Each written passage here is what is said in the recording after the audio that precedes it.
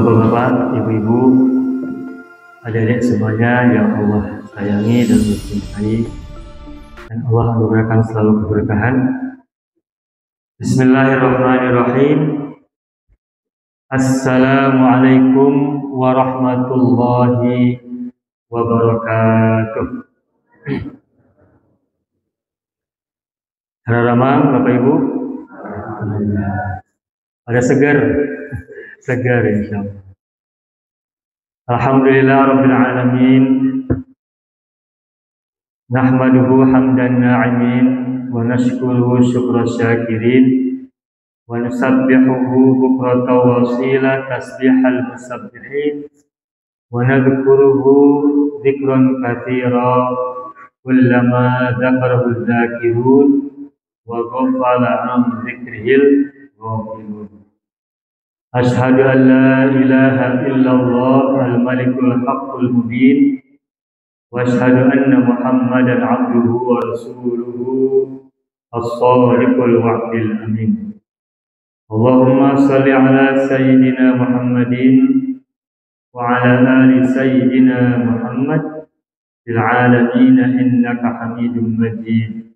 Amma ba'du. Qala Allah Ta'ala fil Qur'anil Karim. A'udzu billahi minasyaitonir rajim. Bismillahirrahmanirrahim.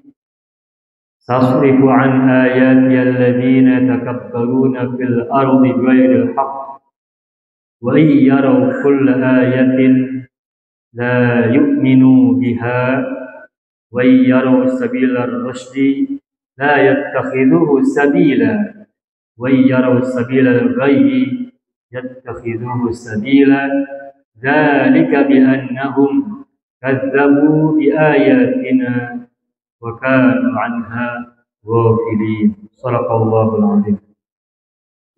Bapak-bapak, ibu-ibu, adik-adik sekalian dan juga anak-anak semuanya, marilah kita dengan segenap kesadaran kita, dengan segenap perasaan kita, dengan pemahaman dan perenungan yang kita punya, melesatkan rasa syukur kita hadirat Allah Azza wa Jalla yang tak pernah henti menganugerahi kita semuanya nikmat-nikmat yang tak pernah jeda dan tak pernah berhenti untuk kita semuanya. Selalu kita berharap kepadanya agar kita bergerak untuk menjadi golongan orang-orang yang bersyukur atas nikmat-nikmatnya kapanpun, dimanapun, dan dalam bentuk apapun. Amin ya rabbal alamin.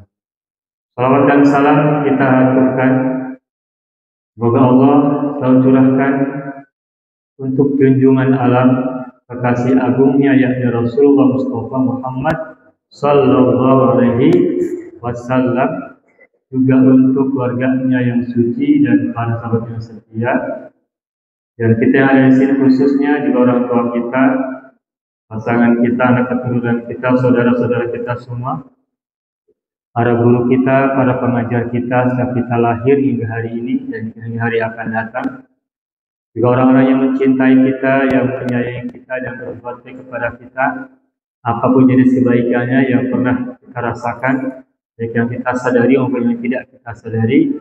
Kita juga berdoa semoga kita dan mereka semuanya telah mendapatkan syafaat dari beliau pada hari kebangkitan, pada hari perhitungan, pada hari pembalasan, dan akhirnya pada hari keabadian. Amin ya rabbal alamin. Bapak-bapak dan ibu semuanya yang saya hormati, tadi MC sudah menyampaikan bahwa tema kita kali ini adalah berkenaan tentang ayat-ayat Allah dan sunnatullah. Pertama saya ingin sampaikan terima kasih kepada Bapak Moderator, Bapak Triyadi.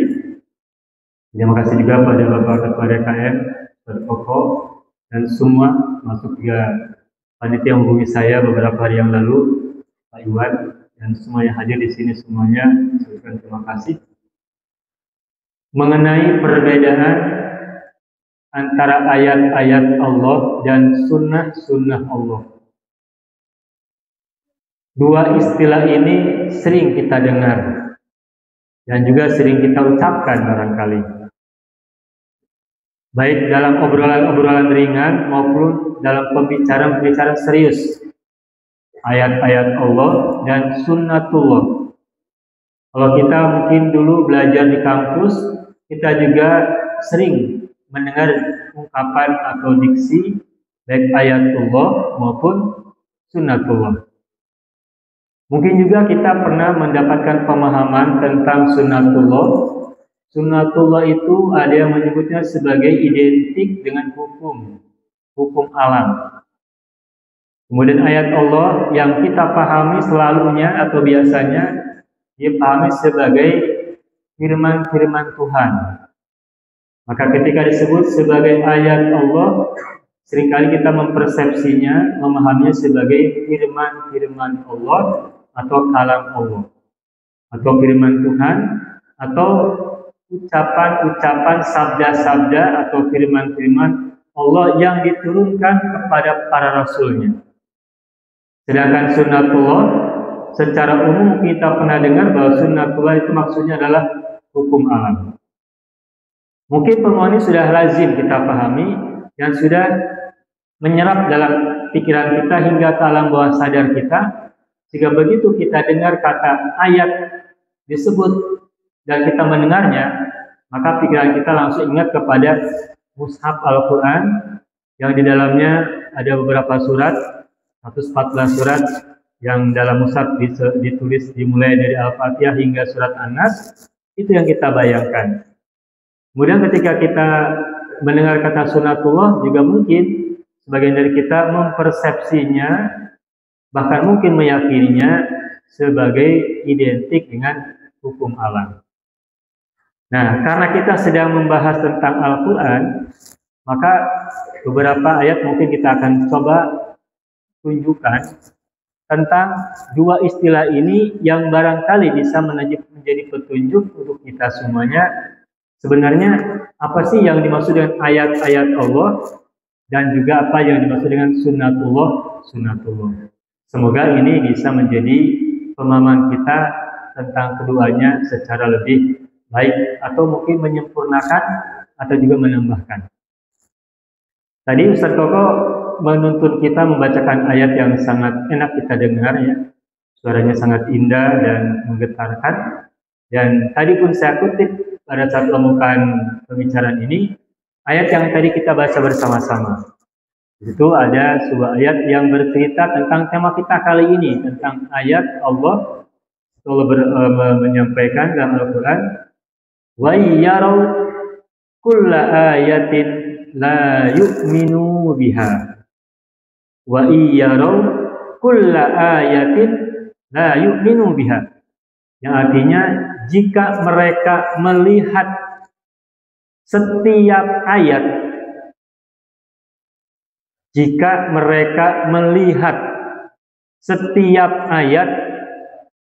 kulla ayatin la yu'minu biha, niscaya mereka tidak mengimaninya atau tidak beriman kepadanya. Nah, dalam ayat ini Allah menegaskan, Allah seperti sedang memberikan kepada kita penggambaran bahwa ayat ini bukan ayat yang dibaca, tetapi ayat yang dilihat. Wa iyarau, seandainya mereka melihat setiap ayat. Nah, karena ayat ini mengatakannya wa iyarau, seandainya mereka melihat kulla ayatin, setiap ayat, berarti ayat yang dimaksud dalam ayat ini surat Al-A'raf ayat 146, maka ayat yang dimaksud dalam surat ini atau ayat ini bukan ayat yang dibaca, bukan ayat berupa teks, berupa huruf-huruf atau berupa kata-kata yang kita sering baca dalam Al-Quran. Tetapi ayat ini adalah ayat yang dilihat, bukan ayat yang dibaca. Nah, sehingga kalau pemahamannya adalah ayat yang dilihat, berarti kalau begitu ayat itu bukan ayat yang dibaca seperti yang tadi kita baca bersama-sama.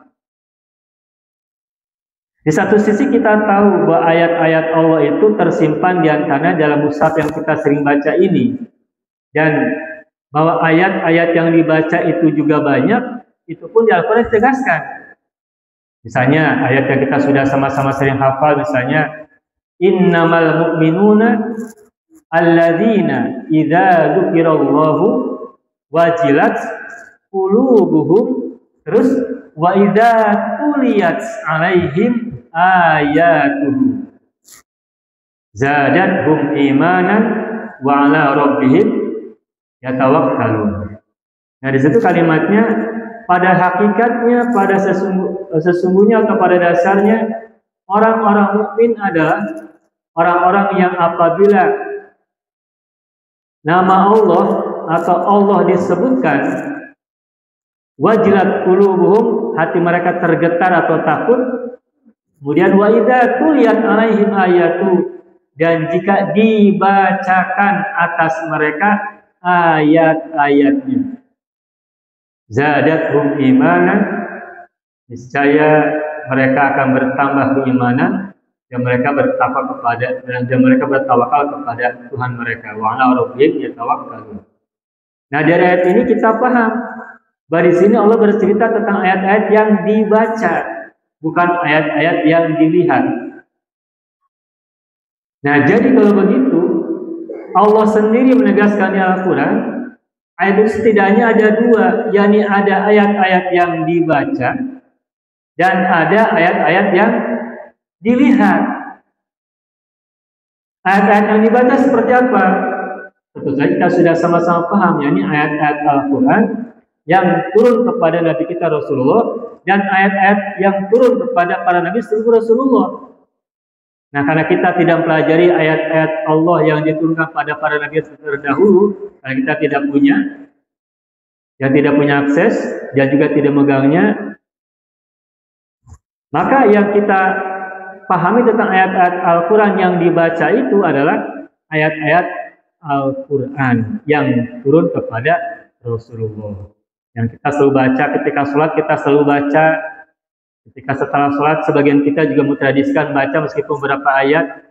Atau dalam waktu-waktu senggang kita, ketika kita ingat sadar, kita juga membaca satu ayat atau dua ayat, atau beberapa surat pendek yang kita menjadikannya sebagai kelaziman kebiasaan kita sehari-hari.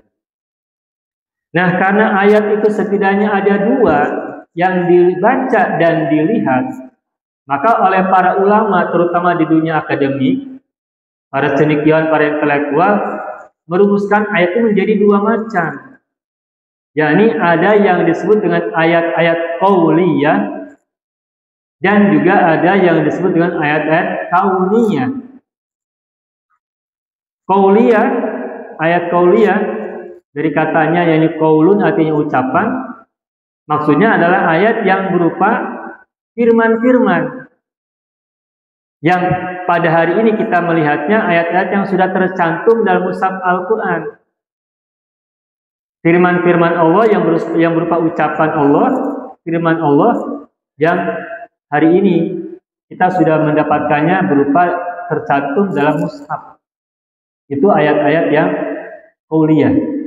Atau juga disebut sebagai ayat-ayat aqwal, ayat-ayat ucapan. Itu yang pertama. Nah, yang kedua, karena ayat-ayat Allah di Al-Quran juga disebutkan tidak hanya ayat yang dibaca, tapi juga ayat yang dilihat. Maka ulama atau cendekiawan merumuskan dua jenis ayat yang kedua, yakni yang disebut dengan ayat kauniyatun atau ayat kauniyah. Kaun artinya semesta atau alam, maka disebut ayat kauniyah artinya adalah ayat-ayat yang ada di semesta yang bisa kita lihat.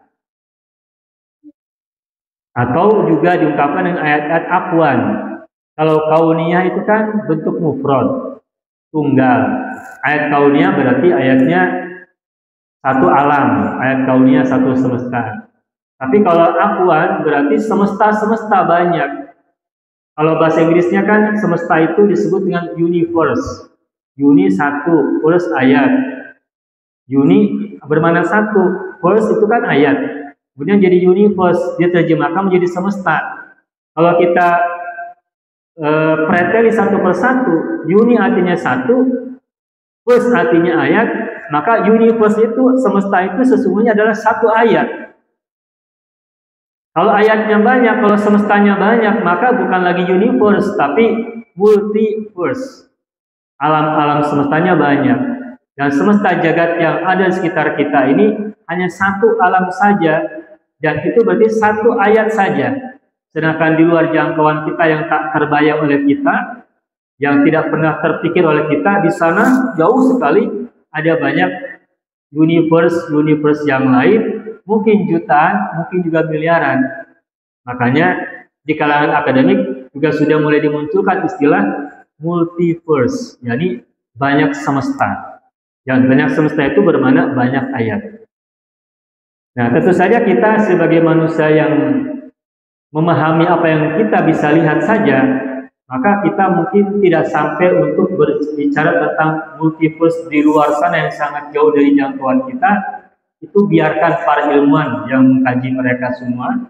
Nah, sedangkan kita, karena kita adalah orang-orang yang melihat apa yang ada di sekitar kita, maka ayat-ayat kauniyah itu setidaknya adalah ayat yang bisa kita lihat setiap hari di alam yang bisa kita jangkau, yang kita alami dan kita hidup di dalamnya. Itu. Dari satu sisi kita setiap hari membaca ayat-ayat qauliyah atau ayat-ayat aqwal. Dan di satu sisi yang lain kita pun merasakan selalu setiap saat adanya ayat-ayat kauniyah. Nah, hanya saja kita kembali kepada ayat yang tadi kita baca, innamal mu'minuna alladzina idza dzukirallahu wajilat qulubuhum wa idza tuliyat alaihim ayatuhu zadathum imanan.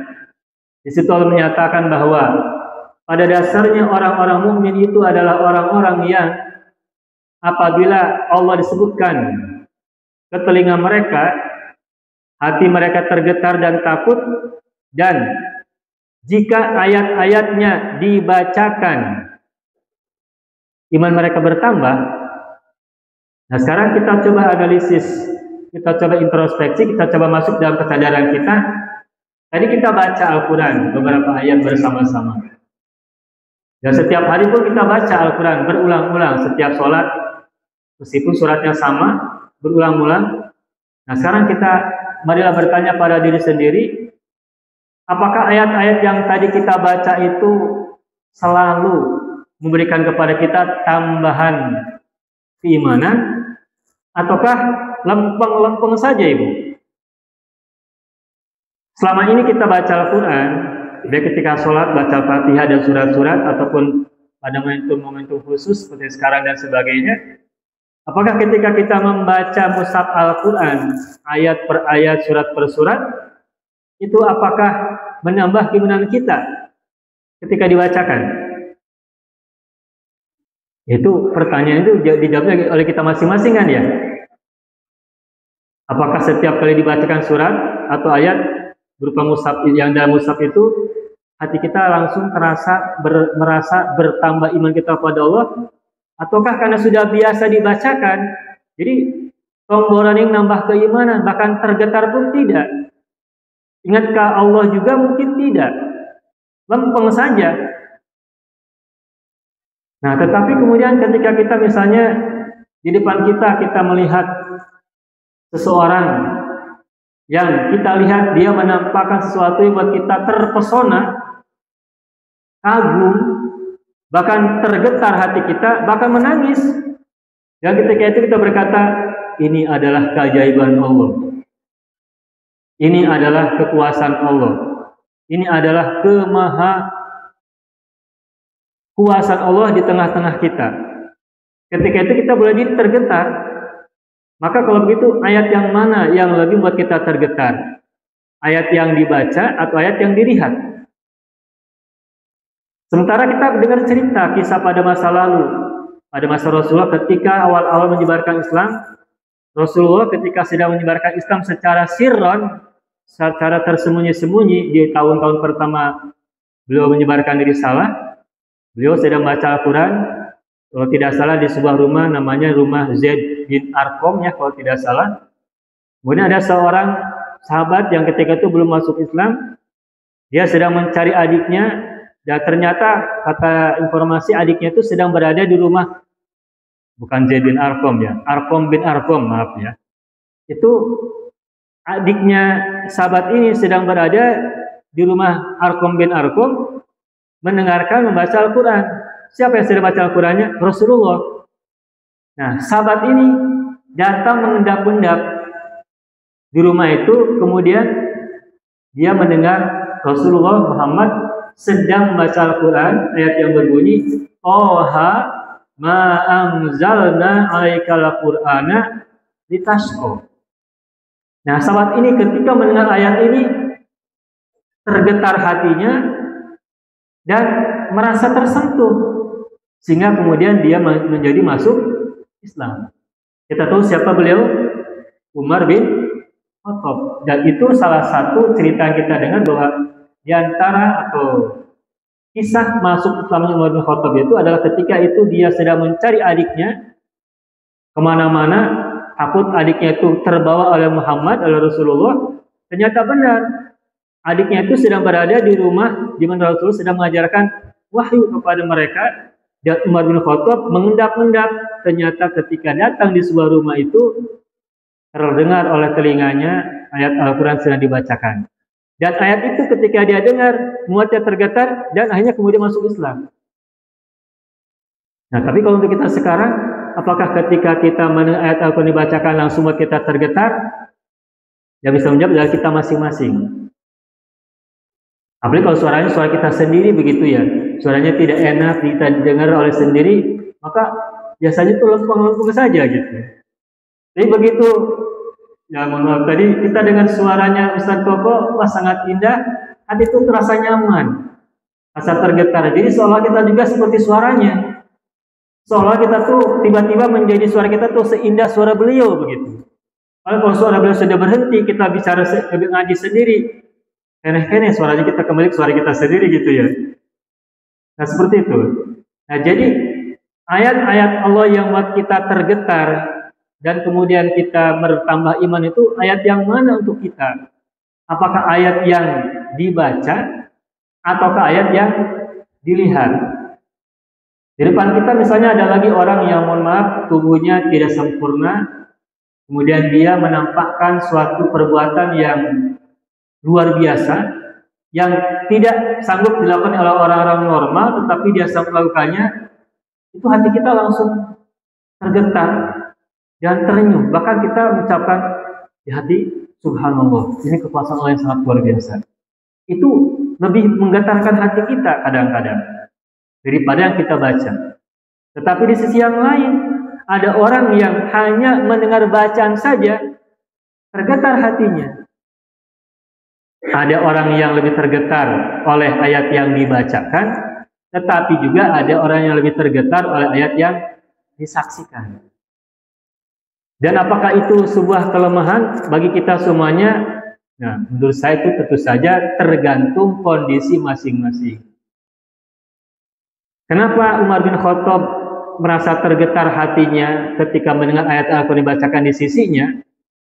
Jadi karena pada saat itu frekuensi hati dia sedang bisa dan sedang siap untuk menerima firman Tuhan masuk ke dalam hatinya.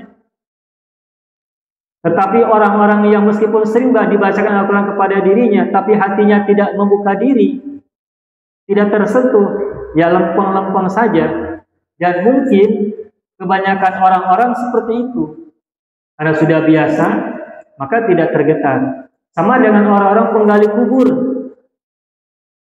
Penggali kubur, dulu ketika saya masih kecil, kalau orang masuk ke pemakaman, apalagi di tengah malam, apalagi sudah gelap begitu, kan ada perasaan takut. Takut nggak Bu kalau masuk ke kuburan sendiri Bu? Malam-malam. Ya kalau nggak takut nanti diuji aja, dicek. Apalagi kalau nggak ada cahaya terang begitu ya. Masuk sendirian ke pemakaman, sendirian uji nyali gitu, apakah kita merasa takut atau tidak takut? Itu untuk menguji tes aja kemampuan hati kita dalam berada di tengah-tengah kegelapan yang menurut cerita kalau berada di kuburan itu menakutkan. Nah, asumsi kita kalau kita masuk kuburan itu menakutkan. Pertama gelap, keduanya aura tubuh kita beda merasakan ketika berada di kuburan. Nah, tetapi bagi mereka yang sering menggali kuburan, tukang gali kubur gitu, mungkin ada yang menggali kuburan pada pagi hari, ada yang siang hari, ada yang sore hari. Tapi juga karena peristiwanya mengharuskan, boleh jadi tukang gali kubur itu menggali kuburannya pada malam hari. Mungkin bareng-bareng, 2 orang, 3 orang. Mungkin karena terpaksa karena tidak ada lagi orang lain, boleh jadi dia itu menggali kuburannya pada malam hari. Nah, buat dia yang sudah biasa, apakah menggali kuburan di tengah malam di pemakaman itu, buat dia apakah menakutkan? Mungkin tidak lagi. Kenapa? Sudah biasa. Nah, kita juga sama. Baca Al-Quran ketika pertama kali berkenalan dengan Al-Quran yang kita baca ini, hati itu terenyuh, tergetar, merasakan keindahan yang luar biasa. Hati tergetar gitu, terketuk. Tetapi karena sudah biasa, jadi seperti sesuatu yang sudah biasa saja. Tidak ada getaran, tidak ada aura, dan tidak ada sentuhan yang mampu membuat hati kita merasa terkoneksi dengan ayat-ayat yang dibaca. Nah, tetapi pada saat yang lain, karena kita mungkin jarang melihatnya, begitu melihat sesuatu yang membuat kita takjub dan membuat kita sangat terpesona begitu, maka boleh jadi yang kita lihat saat itu lebih menggetarkan hati kita. Nah, pertanyaannya, apakah ketika kita kemudian tidak tergetar oleh ayat Al-Quran yang kita baca, tapi tergetar melihat ayat yang kita saksikan, lantas apakah itu bermakna bahwa ayat yang ini tidak punya kemampuan menembus hati kita? Ataukah karena kondisi kita yang sedang tidak terkoneksi dengan apa yang ada di depan kita, baik berupa ayat yang dibaca maupun ayat yang dilihat. Nah, tentu saja semuanya itu adalah kembali kepada diri masing-masing. Dan bagi orang yang menginginkan untuk menjalani hidup dengan syukur, maka buat saya pribadi atau yang saya pahami, apapun yang hari ini kita pikirkan dan kita rasakan dan kita nikmati, kita pahaminya tetap dalam konteks kesyukuran. Jika kita hari ini mungkin tergetarnya oleh ayat yang dilihat, oleh ayat kauniyah, maka maksimalkanlah itu sebagai alat untuk mendekatkan kita kepada Allah. Tapi boleh jadi suatu saat tertentu kita merasa tergetar oleh ayat yang dibaca. Misalnya karena yang membawakannya suaranya enak, membawakannya dengan lembut, menusuk ke dalam hati kita. Dan jika itu sedang kita rasakan, kita pun menikmatinya. Jadi ketika kita sedang menikmatinya, terus kita eksplorasi jiwa kita untuk terkoneksi dengan Allah ketika sedang mendengarkan ayat yang dibaca. Namun kalau suatu saat kita sedang melihat sesuatu dan tergetar dengan itu, ayat-ayat yang dilihat, maka kita pun merasakannya sebagai sebuah kenikmatan dan silakan kita nikmati sebaik-baiknya saat itu. Jadi tidak sedang membandingkan antara satu dan yang lain, karena dua-duanya adalah ayat Allah. Sebab ayat Allah itu setidaknya ada 2, yakni ayat-ayat qauliyah dan ayat-ayat kauniyah. Ada ayat-ayat yang dibaca, kuliyat alaihim ayatuhu, dan ada ayat-ayat yang dilihat, yarau kulla ayatin, melihat setiap ayat. Itu yang pertama. Masih tentang ayat, belum kepada sunatullah ya. Masih tentang ayat. Allah juga dalam surat yang lain, ayat yang berbeda, Allah berfirman, sanurihim ayatina fil afaqi wa fi anfusihim hatta yatabayyana lahum annal haqqu. Kami, kata Allah, akan memperlihatkan ayatina, ayat-ayat kami fil afaqi, di semesta jagat. Dan kalimat di sini bukan ufuk, tapi afaq. Kalau ufuk itu satu, mufrad. Sedangkan afaq itu jamak, berarti banyak. Berarti tadi multifus itu. Sanurihim ayatina fil afaqi, kami akan memperlihatkan kepada mereka ayat-ayat kami fil afaqi, di semesta jagat. Wa fi anfusihim, dan dalam diri mereka. Jadi menurut ayat ini, ayat-ayat yang terlihat, yang Allah akan perlihatkan, itu bukan hanya semesta yang ada di luar diri kita, tetapi juga wa fi anfusihim, ayat-ayat yang ada dalam diri mereka. Untuk apa? Hatta yatabayyana lahum, sehingga jelas bagi mereka, sehingga nampak bagi mereka, sehingga konkret bagi mereka bahwa dialah al-haq, bahwa Allah itulah yang kebenaran, zat yang maha benar. Nah, dari ayat ini, ayat-ayat Allah itu bukan hanya qauliyah ataupun kauniyah, tetapi juga diri manusia pun adalah ayat Allah. Itulah sebabnya dari konteks ayat ini, ayat tidak lagi dua. Ayat Allah tidak lagi hanya dua. Ayat-ayat yang dibaca yang disebut dengan ayat qauliyah, juga bukan hanya ayat kauniyah yang disebut dengan ayat-ayat yang dilihat itu, yang disebut dengan ayat kauniyah, tetapi juga ada ayat-ayat dalam diri manusia, yakni ayat nafsiyah. Nah, agar bahasanya lebih nyasra, barangkali yang satu ayat qauliyah, yang kedua ayat kauniyah, yang ketiga ayat insaniyah, ayat tentang manusia. Dan tiga-tiganya adalah bagian dari ayat-ayat Allah. Kalau kita membaca kajian akademik tentang dunia tasawuf misalnya, insan itu manusia ya, itu memang bagian dari alam. Sehingga disebutkan bahwa manusia itu adalah alam kecil. Dan karena manusia dan alam itu bersatu, tidak pernah terpisah, maka alam juga disebut sebagai manusia besar. Jadi alam adalah insan besar, sedangkan manusia adalah alam kecil. Karena dua-duanya adalah satu kesatuan, maka dua-duanya tidak bisa dipisahkan. Sehingga menyebut alam berarti di situ ada manusia, dan menyebut manusia di situ ada alam. Nah, dari sini kita bisa memahami bahwa menurut penjelasan ayat yang tadi, beberapa ayat yang tadi kita baca, kalau begitu maka ayat-ayat Allah tidak lagi berjumlah dua jenis, tetapi sekarang setidaknya ada tiga jenis. Yakni pertama, ayat-ayat yang dibaca yang disebut dengan ayat qauliyah. Yang kedua, ayat-ayat yang dilihat, yakni ayat-ayat kauniyah. Dan ketiga, ayat-ayat yang dirasa dalam diri kita, yang diamati, yang direnungi, dihayati, kahartos sareng karaos. Apa itu? Ayat-ayat yang ada dalam diri kita, atau yang disebut dengan ayat insaniyah atau ayat nafsiyah.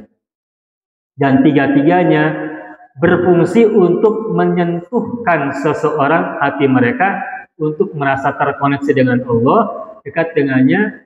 Kalau sedang hatinya mood, kalau hatinya sedang memiliki frekuensi yang dekat. Tetapi tiga ayat ini, kalau hati manusianya sama-sama tidak sedang terkoneksi, frekuensinya sedang tidak baik, maka ayat yang meskipun dekat dalam dirinya pun tidak terasa menggetarkan dirinya, tidak merasa menghanyutkan ataupun membuat dirinya tersentuh dan terkoneksi kepada Tuhan, kepada Allah.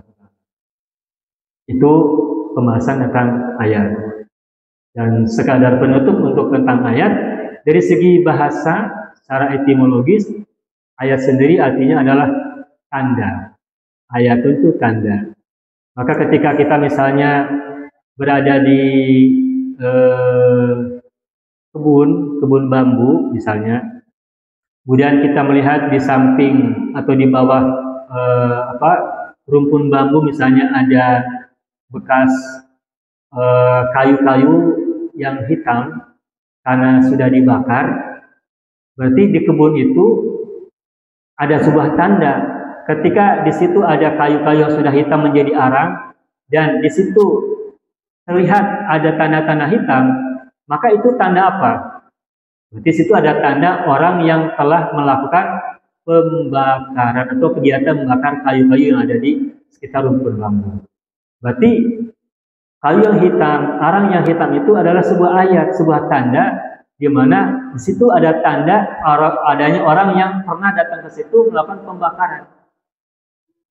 Atau juga misalkan kalau kita ke tempat yang lain, ketika misalkan kita melihat ada halaman kita, jalan, biasa ada banyak pohon, sedang musim gugur, musim kemarau, banyak pohon, banyak daun-daun yang jatuh, bala kan kotor ya. Bala itu apa? Ya kotor gitu ya, kotor gitu. Ewu bahasa Jawanya ewu, bahasa Sundanya bala. Nah tapi kemudian ketika kita lewat ternyata bersih. Nah bersihnya jalan meskipun di bawah pohon yang rindang dan daunnya banyak rontok gugur-guguran, tapi saat kita lewat itu ternyata bersih. Itu kan sebuah ayat, sebuah tanda. Apa tanda itu yang diceritakan oleh tanda itu? Berarti ada orang yang telah menyapu, membersihkan. Nah begitupun alam semesta ini. Alam ini kan ada. Kan tidak mungkin alam ini ada kalau tidak ada yang mengadakan kan? Maka sebagaimana jalan menjadi bersih dari daun-daun yang berguguran, itu menjadi ayat bagi adanya orang yang menyapu, atau pembakaran yang kita lihat kayu-kayu yang hitam, arang yang hitam, itu ada sebuah ayat, sebuah tanda adanya orang yang melakukan pembakaran di situ. Maka begitulah juga alam ini ada, itu adalah sebuah ayat di mana di situ di baliknya berarti ada zat yang telah membuatnya ada dan memiliki hukum-hukum masing-masing. Itu ayat dari segi bahasa. Nah, sekarang kita coba memahami apa itu sunnatullah. Sunnatullah di Al-Quran disebutkan tidak sebanyak kata ayat disebutkan dalam Al-Quran. Kalau ayat itu ratusan disebutkan, baik dalam bentuk mufrad, tunggal maupun dalam bentuk jamak. Sedangkan kata sunnatun dan sunanun jamaknya itu sedikit saja disebut di Al-Quran. Dan sebagai contoh misalkan kita sering baca atau sering dengar ayat ini berbunyi, yang kita sering dengar misalnya walan tajida li sunnatillahi tabdilan, atau ayat yang lain walan tajida li sunnatillahi tahwilan. Di situ Allah bercerita tentang sunnah Allah dan Allah tegaskan walan tajida, sekali-kali engkau tidak akan pernah menemukan perubahan terhadap sunnah Allah. Nah pertanyaannya, sunnatullah itu apa? Nah kalau kita misalkan membuka referensi-referensi, mungkin kita memahami bahwa sunnatullah itu disebutkan sebagai hukum Allah, atau dalam bahasa sains disebut dengan hukum alam. Contohnya misalkan teori gravitasi, bahwa yang ada di muka bumi ini semuanya pasti akan jatuh ke muka bumi, tidak ada yang terbang. Kecuali, ada kecualinya. Kecuali misalkan benda-benda tertentu. Meskipun teori gravitasi itu berlaku untuk umum, tetapi kan tidak semuanya berlaku untuk semuanya. Ada tidak benda yang ada di semesta ini yang tidak sesuai dengan teori gravitasi? Ada. Contohnya apa? Asap. Asap ketika kita melakukan pembakaran misalnya, asap itu kemana? Ke bawah atau ke atas? Ke atas ya? Yatbu, muncul terus ke atas. Kalau teori gravitasi, setiap sesuatu yang ada di atas pasti akan turun kan ya, ke bawah ya? Nah berarti kalau gitu asap itu dia tidak mengikuti teori gravitasi. Tetapi meskipun ada beberapa fenomena alam semesta di mana tidak sesuai dengan teori gravitasi, tetapi bukan berarti teori gravitasi itu gugur. Sebab teori gravitasi tetap berlaku untuk benda-benda yang memang menganut ataupun taat kepada aturan teori gravitasi. Nah, yang ingin saya sampaikan adalah bahwa teori gravitasi itu bagian dari hukum Allah yang disebut dengan sunnatullah. Atau kalau misalkan kita mencemplungkan apa ibu bahasa Indonesianya bu? Menenggelamkan ya. Ini gelas kita mencemplungkan ke air gitu ya, menenggelamkan ke air. Gak usah didedetkan, ditaruh aja di atas air. Ini kira-kira gelas ini akan ngambang atau akan tenggelam? Tenggelam ya, akan tenggelam. Tapi kalau kita misalkan cemplungkan plastik ke air, apa yang terjadi? Tenggelam ataukah ngambang? Nah, kenapa bisa beda? Di satu sisi ada benda yang kalau dimasukkan ke air itu nyemplung lalu tenggelam. Tapi ada benda yang lain ketika dicemplungkan ke air itu ngapung. Ngambang, bukan ngapung. Ngambang ya, ngambang. Nah, apa teorinya dalam teori fisika? Berat jenis kan? Ketika benda yang kita masukkan ke itu beratnya lebih besar, lebih berat daripada air, maka benda itu tenggelam. Ketika berat jenis benda itu lebih hampang, lebih ringan daripada air, maka dia ngambang. Maka ditemukan teori tentang teori berat jenis. Nah, teori berat jenis itu masuk dari hukum Allah bukan? Hukum Allah. Nah, itu disebut dengan sunnatullah. Jadi kalau airnya adalah ayat Allah, angin ayat Allah, api ayat Allah, semesta ini adalah ayat Allah. Tetapi aturan-aturan sistemik yang mengatur semesta ini, sebagaimana yang kita rasakan, kita lihat, dan kita hayati, itulah yang disebut dengan hukum Allah. Nah, hukum Allah itulah bahasa yang lainnya disebut dengan sunnatullah. Nah, sunnatullah sendiri terdiri dari dua kata, sunnatun dan Allah. Sunnah secara bahasa artinya adalah kebiasaan. Kalau dalam bahasa Inggris disebut dengan tradition. Hadis Nabi atau sunnah Nabi itu disebut dengan tradition of the prophet. Kebiasaan Rasulullah. Kebiasaan Nabi. Nah, di semesta ini pun ada kebiasaan-kebiasaan yang telah Allah gariskan terus berulang-ulang terjadi. Karena Allah yang menciptakan aturan itu, kebiasaan-kebiasaan itu, maka kebiasaan-kebiasaan itu disebut dengan sunnatullah. Nah, kalau kita dengar penjelasan, mungkin sunnatullah itu berkaitan dengan hukum-hukum alam yang berkaitan dengan kosmologis, dengan semesta, dengan benda-benda. Tetapi kalau kita amati di Al-Quran, itu ada banyak ayat yang bercerita bukan tentang alam semesta, tetapi Allah sebutnya itu sebagai sunnatullah. Contoh, saya baca misalnya yang gini. La yu'minuna bihi wa qad khalat sunnatul awwalin. Mereka tidak beriman kepada Allah, kepadanya, padahal wa qad khalat sunnatul awwalin, telah berlalu sunnahnya orang-orang terdahulu. Jadi di situ sedang diceritakan bahwa orang-orang pada masa lalu ketika mereka ingkar kepada Allah, maka mereka mendapatkan kutukan, mereka mendapatkan hukuman. Semua generasi dari zaman dulu, baik dari generasi Nabi pertama sampai terus, kita juga banyak baca di Al-Quran, cerita tentang Nabi Nuh, cerita tentang Nabi Hud, cerita tentang Nabi Soleh. Orang-orang yang ingkar itu apa ujungnya? Mendapatkan hukuman kan? Yaitu sunnatul awalin, tradisi orang-orang terdahulu. Siapapun mereka menentang Allah, siapapun mereka kufur kepada Allah, maka pada akhirnya mereka akan dapatkan kutukan, iqab, siksaan, dan semacamnya, bahkan dalam dunia. Nah, karena itu berulang-ulang dari zaman Nabi ke Nabi, maka itu menjadi kebiasaan. Nah, karena menjadi kebiasaan maka disebut dengan sunnatul awalin, kebiasaan yang terjadi pada orang-orang terdahulu.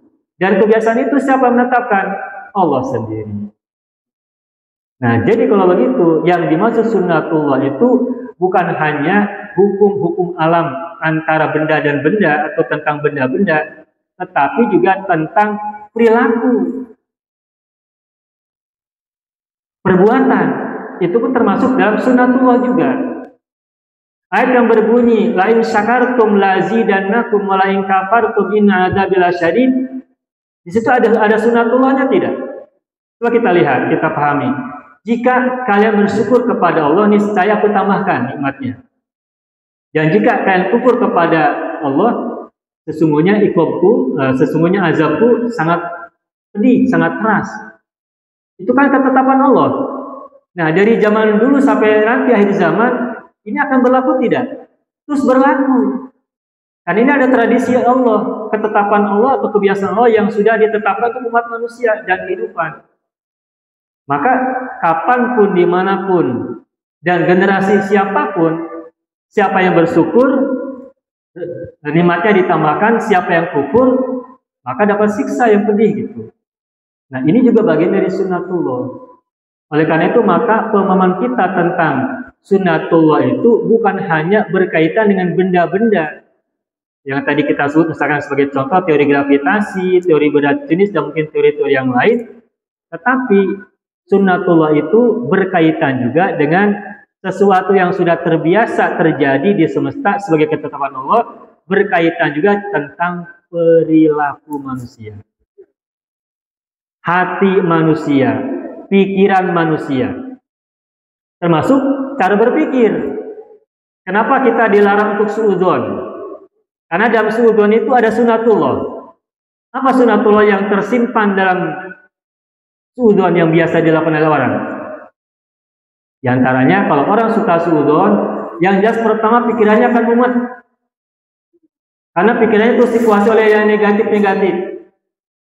Yang kedua, hidupnya akan dipenuhi dengan ketakutan. Melihat orang begini, suudzon, takut nanti dirinya terancam, dirinya terhina, dirinya tersaingi dan sebagainya. Dan begitu seterusnya. Yang ketiganya, orang yang suudzon tidak akan pernah berhasil. Itu kan sunnatullah yang pasti terjadi. Terus begitu. Sebaliknya kenapa kita diharuskan untuk husnudzon? Karena di situ ada sunnatullah. Apa sunnatullahnya? Pertama yang jelas, orang yang husnudzon itu hatinya lapang, pikirannya terang, hidupnya leluasa, tidak terasa kagang-gayung, tidak rasa keberatan, ampang. Keduanya karena pikiran positif, maka yang di depannya itu yang lihat hanya peluang saja, kenikmatan saja, yang baik-baik saja. Ketiganya, rezeki akan mudah datang kepada orang yang suka husnudzon, dan seterusnya dan seterusnya. Nah, itu juga bercerita tentang bagaimana kita menyikapi sunnatullah. Jadi tentang husnudzon, tentang suudzon, tentang syukur, tentang kufur dan sebagainya itu, kenapa kita ada ajaran tentang hal itu semuanya? Karena di dalam perilaku-perilaku baik batin maupun perilaku-perilaku lahir, itu di situ ada sunnatullah yang pasti terjadi.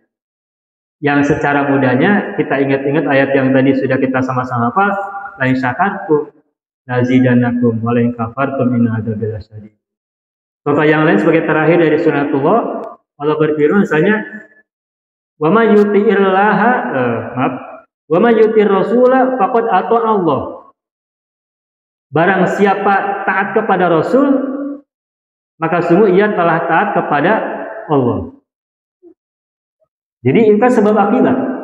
Barang siapa taat kepada Rasul, maka sungguh ia telah taat kepada Allah. Ada sebab, ada akibat. Sebabnya adalah taat kepada Allah, akibatnya adalah taat kepada Rasulullah, kan begitu. Nah, sebab akibat juga atau kausalitas itu bagian dari sunnatullah.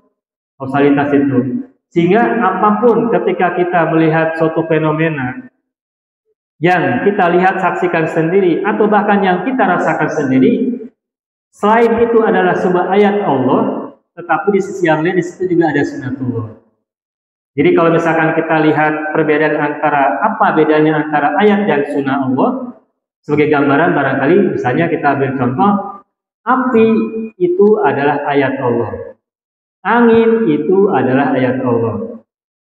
Apa contoh sunnatullahnya? Sunnatullahnya adalah ketika api menghampiri ranting-ranting kering sekian waktu, maka apa sunnatullah terjadi?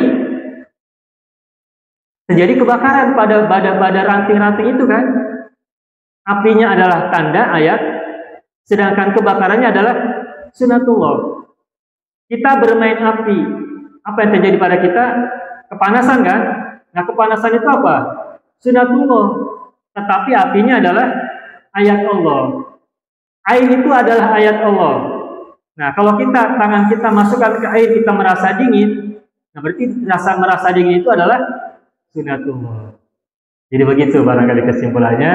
Jadi ayatullah itu adalah tanda-tanda Allah, baik berupa ayat qauliyah, maupun ayat kauniyah, maupun ayat insaniyah. Ada 3 jenis ayat.